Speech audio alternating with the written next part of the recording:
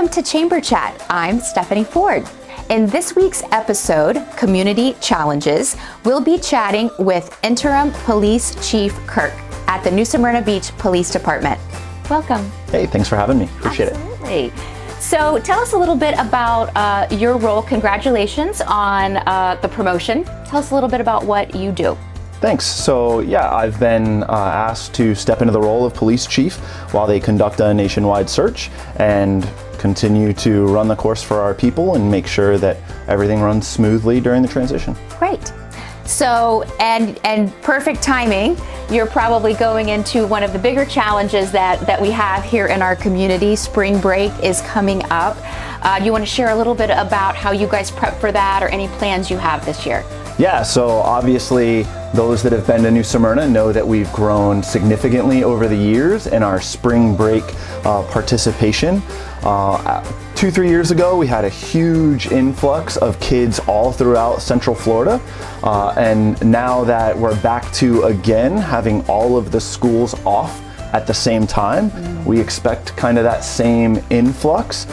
So we've really worked on leveraging our relationships with our partner agencies, increasing staffing, making sure that there's a zero tolerance to traffic violations, ordinance violations, law violations, but that we're keeping it a safe environment to welcome who does want to come to the city so everybody enjoys their time here. So yeah, we've seen some additional signage out on the highways, State Road 44, things like that. And then on Flagler, you guys have a pretty big presence. What is it that you're doing on Flagler to kind of help mitigate some of the spring break shenanigans? Yeah, so that's kind of the majority of all of our manpower is down on Flagler, making sure that we're able to quickly respond when everything's congested and there's a ton of people. We work very closely with the sheriff's office on the beach. During the day, that's where the majority of the people are. And then up onto Flagler in the afternoon when everybody kind of moves around for the end of the day. So in addition to leveraging those relationships, as I mentioned before, we have a ton of outside agencies that come help our people. Don't sleep much during the week. They're all hands on deck all week, no days off. But we also bring in all kinds of resources to support the officers.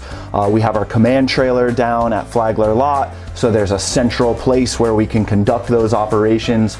We have our bicycles and our golf cart down there, which are provided by our police foundation, which is an awesome nonprofit that supports us with equipment and training, no cost to the taxpayer, and we're able to make sure that the officers have a place to be and we have a way to respond to all different sorts of things that can happen during spring break. You guys are very, very mobile, all different things. So this command unit's pretty cool. It's like CSI New Smyrna up in here, so very advanced. And what are ways that the community can support you guys during this week?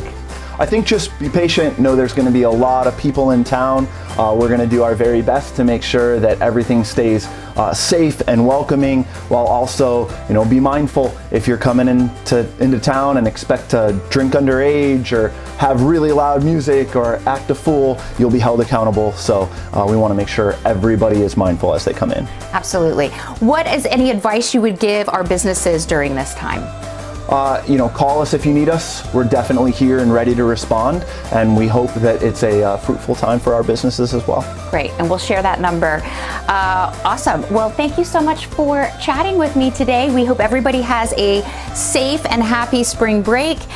Thank you so much for joining us, and a special thank you to Shark City Media for producing this content.